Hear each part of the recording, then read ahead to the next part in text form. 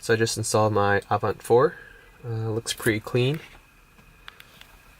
Here are the buttons. Not the best buttons, but they're decent. They have a good match to the factory buttons. I saw the screen picture on it, that's why these scratches on there. I'm just going to keep it on for a little bit. I have some things that don't currently work, such as the TPMS sensor. Avin said they helped me setting a new unit, as well as the dash cam I have, the dual DVR. I have it mounted, I have it wired, but it doesn't seem like it's working, so they said they'd post a video of it tomorrow of how it works. The unit itself, the quality seems really high. The Avant4, the big change in terms of form factor is it's now just a single DIN. So before I had a non-nav head unit. So just a single slot here, and then the top part was the CD changer. So in the past, what you'd have to do to make the Avin fit is you had to cut out the middle bracket so you could slide the face in, sorry, the back of the unit in. But they've now changed it so it's a single DIN unit and you don't have to cut that out. I did have to modify some of the center bar by notching out some of it, and then notching out the top part too, so the brackets would fit in. A big issue that I had, well, a minor issue, was some of the screws wouldn't line up. So I technically only have 2 screws inside the unit, but it's still pretty solid. It's not going to go anywhere. So let me turn it on and show you how it goes, how it works.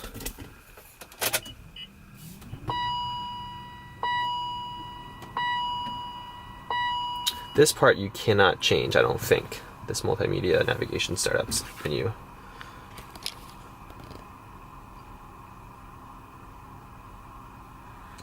This options in the factory settings, which you can change. Before it said Android, but then there's a BMW option. There's also some other aftermarket loading animations that you can choose. But I just stuck with the regular BMW one. Let me go ahead and turn on the lights so you can see how well it matches. You can configure these. At first I thought you'll get it and it's kind of a little bit more red than the other buttons, but you can actually change the RGB values of the backlight, and it will match your factory settings perfectly. So I've gone and played with some of the settings. I haven't done everything. So bear with me that these screens, for example, are still kind of not exactly organized, or organized the front screen to make some sense. Date, radio. You can mute the volume. Also Bluetooth, that's great.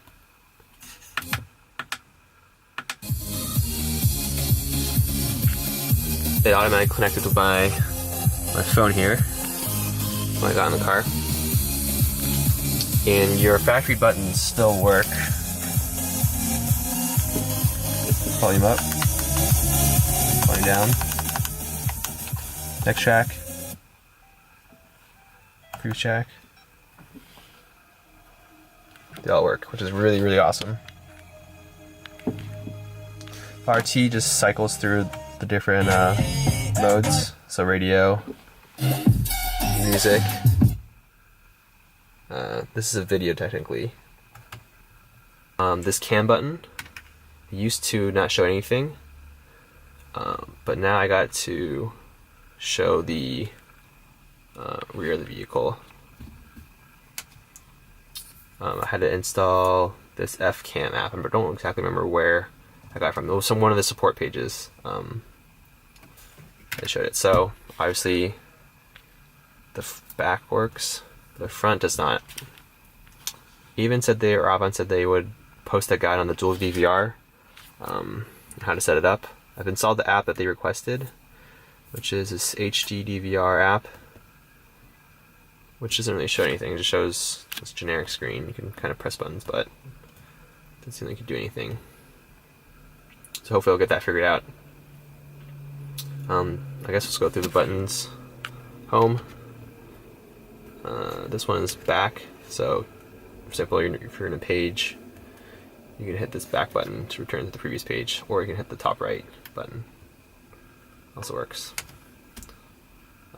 This it's called the hamburger icon, I guess.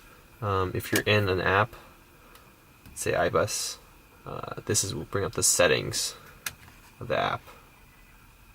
Let's see. It's the same thing as that, which is kind of convenient.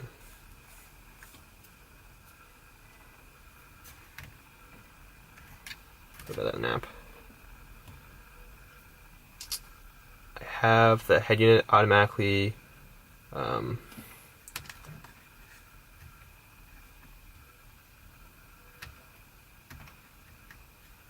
guess there's some lag, but it works pretty well. I had the head unit hooked up to my personal hotspot on my phone. Or do I? Let's see, settings. Wi-Fi. Wi-Fi is on, not connected. I'll connect to your phone, and then basically you can use the nav based on your using your cellular data on your phone, so you don't have to actually have to use Apple CarPlay, which is nice. If you have Bluetooth and you have the nav, you technically don't need to hook anything up. But I also have the CarPlay adapter. CarPlay works well. Let's show you that too. There is a minor, I think, bump in sound quality when you put when you put in CarPlay over Bluetooth. I don't know if you can pick it up from the camera, but when you plug in your phone, if you have a Android or an Apple iPhone,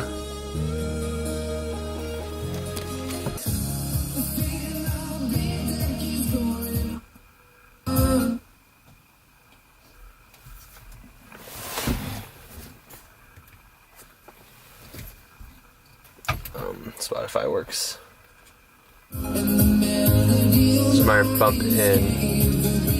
There's a minor bump in audio quality.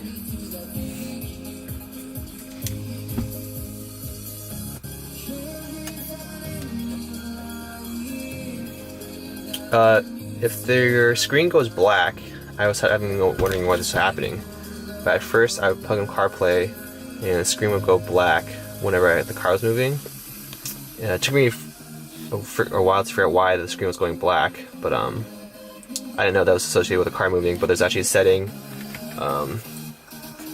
that allows you to watch videos while the car's moving. That actually also applies to CarPlay. So if you're wondering why CarPlay blacks out or grays out your screen when the car's moving, or why it grays at all, it's because the car's moving and you just need to set that setting. Another interesting... Oh, CarPlay just crashed. Great. Another interesting quirk. Okay, the unit just froze now.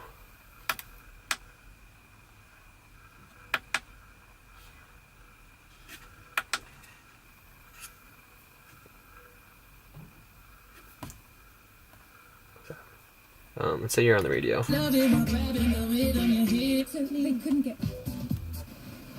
just gonna go static. At first, when you put in reverse, the car would not play any music, but that's another setting you can do. You can actually a little quieter. You can hear when I get out of reverse. The audio increases. So.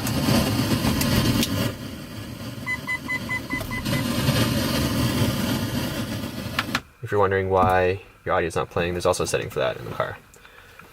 So all of my initial gripes with the vehicle, it was actually all fixed. There were settings. So yeah, sorry, let's go back to the buttons. Home takes you home. Back takes you back on the previous page. So let's say I was here. Hit back. Let's go to the previous page. Handbrake button is settings. So if you're in iBus, hit settings. It's the settings button over there. This window button so let you scroll through your apps. So I can close all the apps if I want. They're all gone. This button's out navigation, opens up cool maps. Radio, plays radio. APS, I'm not sure. It doesn't really do anything. Oh, actually it does. Hold on. APS to the radio. I don't have a pension now, like, you know, because I'm. I think it'll I'm not really sure what it does, but it'll take you back to the first setting. Automatic search, I think. Yep. Bluetooth, not super useful. It takes you to your phone. I do have the microphone hooked up, but I've not tested out the calling yet. Band, switches band of radio.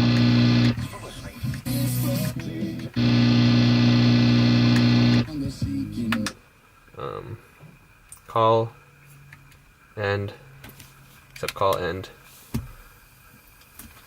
Play button, say you're listening to some music.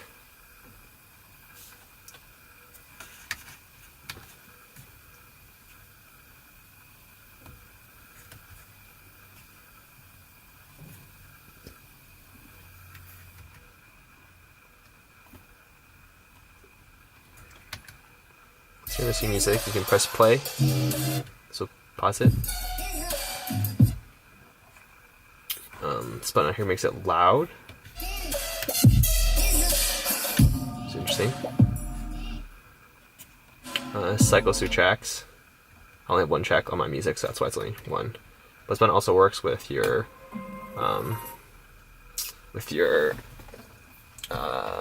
Bluetooth. So let's go back to Bluetooth. Go to the next song.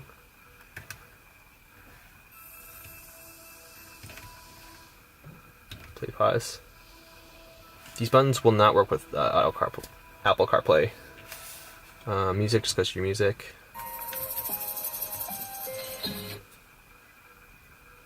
EQ, different equalizers. Pop, voice, custom, rock, flat, etc.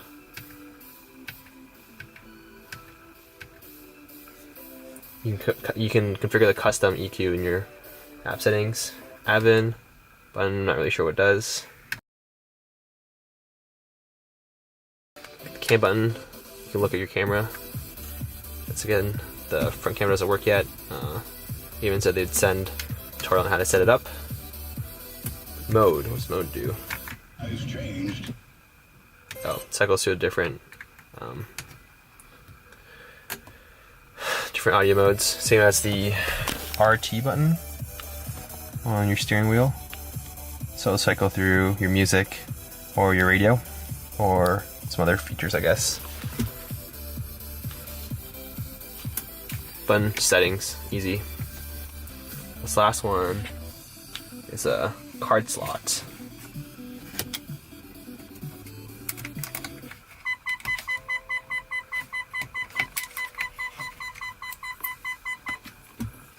So you can put a USB in there.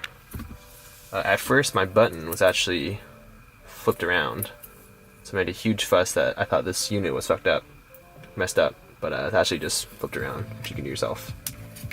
You can put an SD card in there to install apps, transfer files, put in music.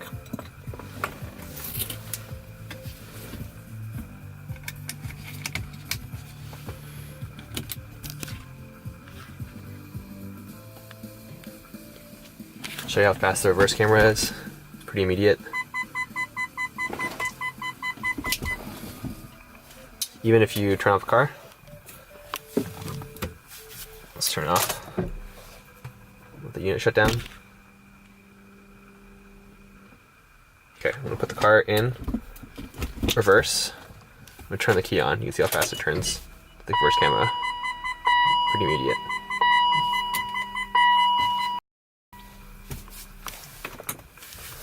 And honestly, the best part about having a unit like this is, yes, when it's in reverse, you can't use any other app.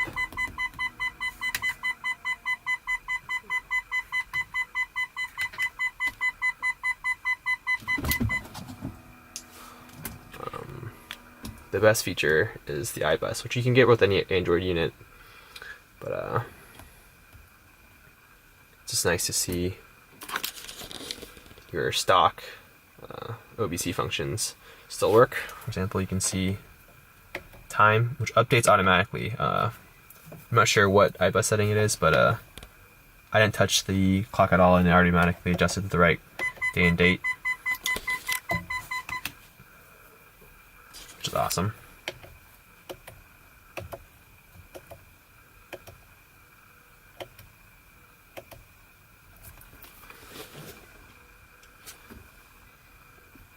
Let's see a bunch of info.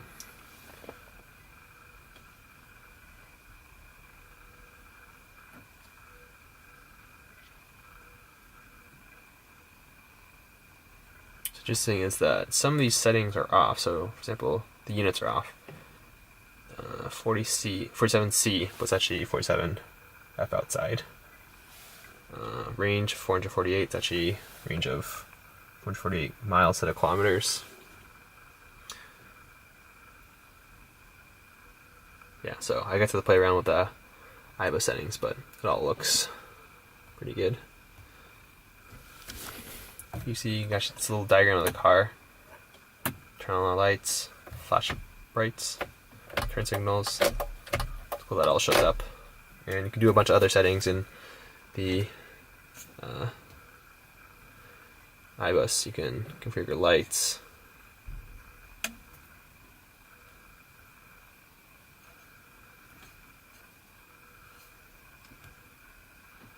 Can high beam left. For some reason, if you want to add 100 milliseconds, add, play.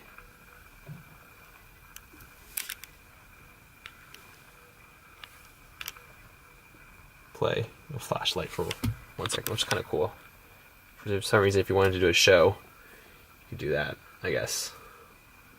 You can also do a bunch of coding.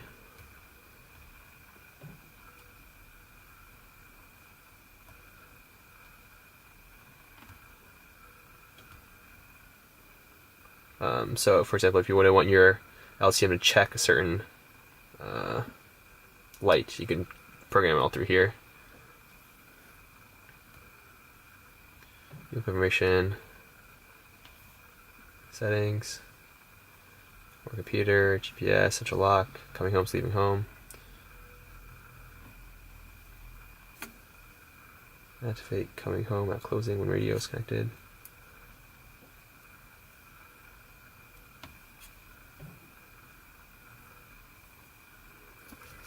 Yeah, you can just play with a bunch of cool settings, light functions.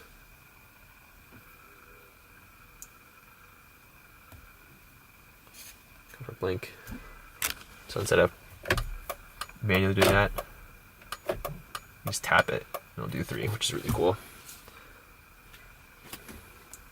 Daytime running light, highlights, corner lights, etc., etc.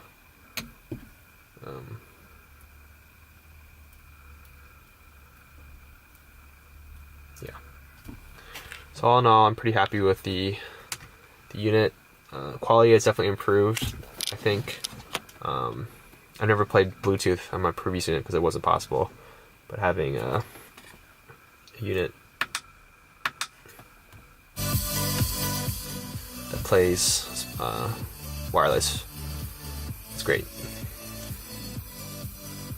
All in all, I'm pretty happy. It is expensive. It did take a lot of work to wire everything. But I did put a lot of features into the unit, so if you wanted minimal features, it would probably take a lot faster. Would I suggest getting it? Yes, I would. It is pricey, but I think it's worth it.